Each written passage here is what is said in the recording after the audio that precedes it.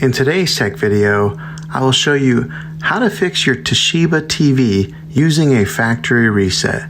And if you're watching this, it probably means that your Toshiba TV is causing you some issues and a reset just might make it work again.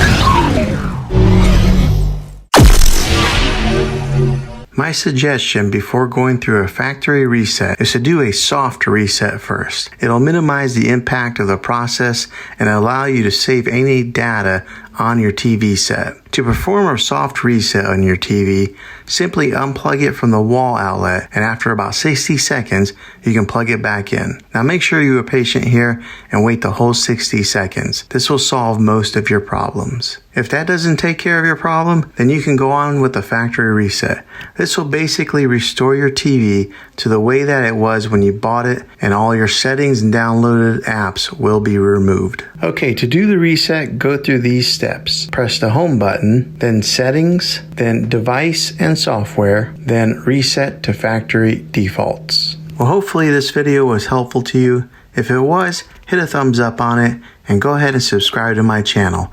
I make tech videos all the time and I would love to have you back in the next one. Take care.